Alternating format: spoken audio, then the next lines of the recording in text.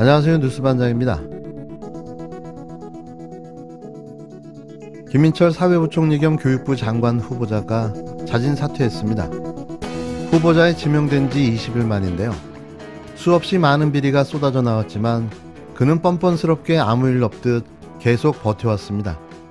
그는 오로지 장관만 보일 뿐 국민은 보이지 않았는데요. 김 후보자는 그간 가족의 플라이트 장학금 수령 등 자신에게 제기된 의혹이 사실이 아니라고 반발했지만 청문회를 3일 앞두고 결국 자리에서 물러났습니다. 더 많은 비리가 드러날 걸 염려했던 탓일까요? 아니면 조금이나마 양심이 남아있던 걸까요? 김 후보자는 3일 오전 9시 30분 서울 영등포구 한국시설안전원에서 기자회견을 열고 국가와 사회로부터 받은 혜택을 마지막 봉사를 통해 돌려드리고 싶었지만 많이 부족했다. 어떤 해명도 하지 않겠다. 모두 저의 불찰이고 잘못이라며 후보직에서 사퇴한다고 밝혔습니다. 윤석열 정부의 첫 낙마 사례인데요. 아마도 이런 사태는 줄 낙마로 이어질 듯합니다. 머리까만 짐승이 가져야 하는 마지막 양심인 거죠. 김 후보자는 전날인 2일 밤까지도 자신에게 제기된 의혹에 적극적으로 해명했던 상황이어서 사퇴가 갑작스럽다는 반응도 많은데요. 결정타는 이거 한 방이었습니다. 장관 후보자 검증 보도 이어갑니다. 김인철 교육부 장관 후보자가 자신이 심사한 제자의 박사 논문을 짜깁기, 요약해서 학회지에 발표한 사실이 확인됐습니다. 심지어 이렇게 짜깁기한 논문으로 연구비까지 지원받았는데요. 한나라의 교육을 이끌 책임자가 되기에 부적절한 일이라는 비판이 나옵니다. 김 후보자는 2일 저녁 MBC에서 제자 논문 짜깁기 의혹을 제기하자 3시간 만인 오후 11시 7분쯤 기자단의 두 논문은 별개의 논문이므로 사실과 다른 추측성 보도는 자제해 주시길 바란다는 해명 메일을 급하게 보냈는데요.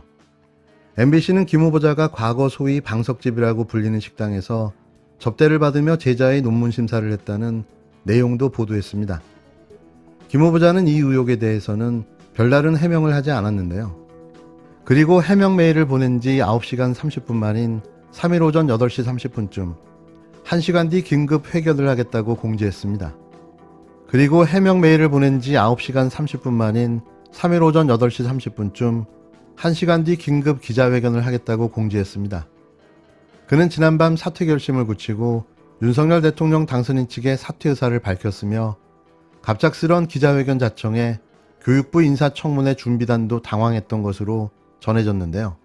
수없이 많은 의혹이 계속됐지만 제자 논문 심사 과정의 논란, 또 논문 표절까지 불거지며 결국 사퇴를 결심한 것으로 보입니다.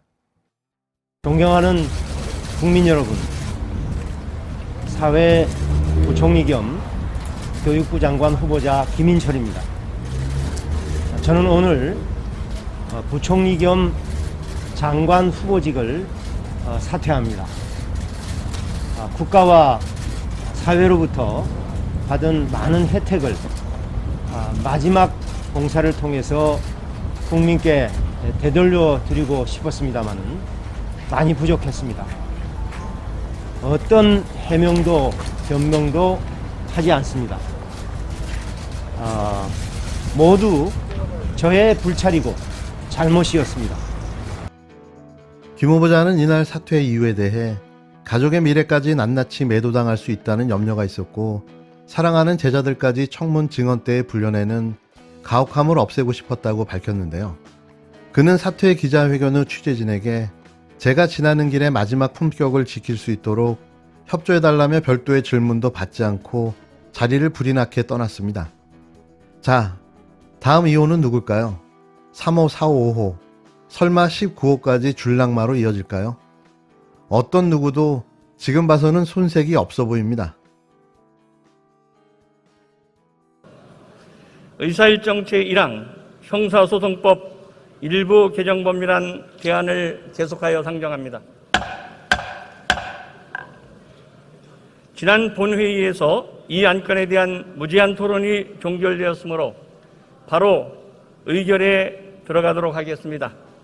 국회법 제96조에 따라 수정안부터 표결하도록 하겠습니다.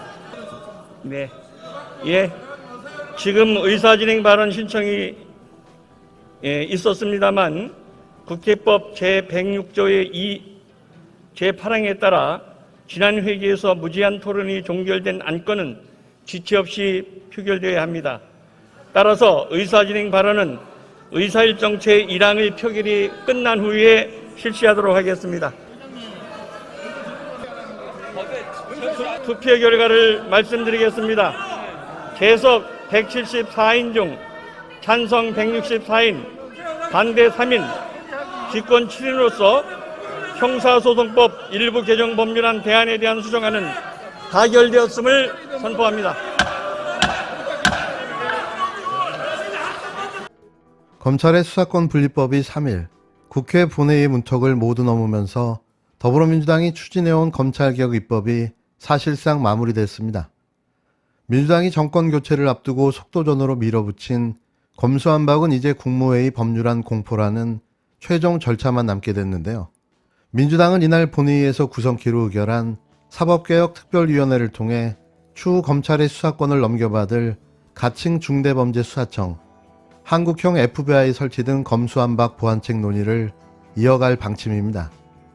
사개특위 활동기간은 올해 연말까지인 만큼 충분한 시간을 갖고 논의하겠다는 입장인데요. 이어 청와대는 3일 오전 10시로 예정됐던 국무회의를 오후로 미뤄 검찰청법, 형사소송법 개정안의 의결 및 공표를 할 계획인데요. 윤석열 대통령 당선인 측과 국힘당이 요구했던 문재인 대통령의 거부권 역시 행사되지 않을 것으로 보입니다. 2일 민주당과 청와대 관계자들에 따르면 청와대는 민주당의 요청대로 3일 국무회의를 오후에 열기로 했는데요. 국무회의에 앞서 민주당은 3일 오전 10시 본회의를 열고 형사소송법 개정안을 처리했습니다. 통상 평일 오후 2시에 열리는 본회의는 앞당겨지고 화요일 오전 10시에 열리는 국무회의는 뒤로 밀리는 당청 간 검찰개혁 묘수가 나란히 펼쳐졌는데요. 앞서 국회 회기 쪼개기 등을 통해 민주당은 지난달 30일 검찰청법 개정안에 이어 3일에는 형사법 개정안을 통과시켰습니다. 민주당의 계획대로라면 문 대통령의 5년 임기의 마지막 국무회의에서 검수완박 법안의 입법 절차가 마무리되는데요.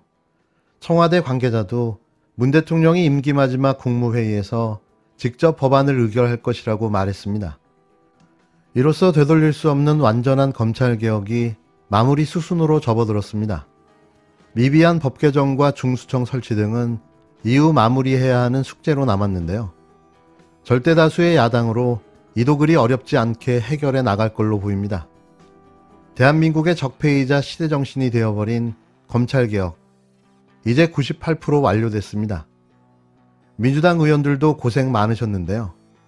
이제 마무리로 그 끝을 봐주시기 바랍니다.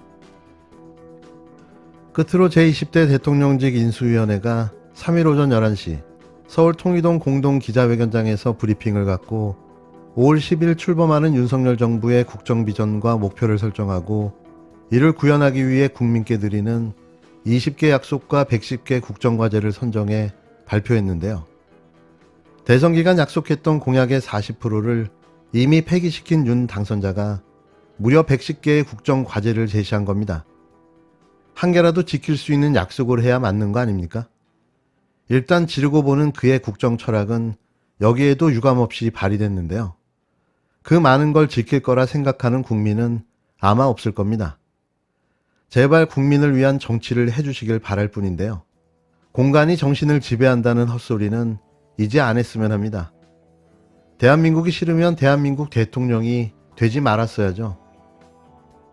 저희 인수위원회는 지난 3월 18일 출범 이후에 오늘까지 47일 동안 여러 가지 일을 했습니다. 여러 부처로부터 업무를 보고를 받고 전문가 회의를 거치고 현장 방문, 간담회를 거치고 또 국민 제안을 받았습니다. 그래서 지금 현재 정부에서 하고 있는 일들에 대해서 제대로 잘 파악하고 그리고 또 현장의 목소리들을 많이 경청했습니다. 그리고 그것들을 바탕으로 해서 4번의 전체 회의를 거쳤습니다.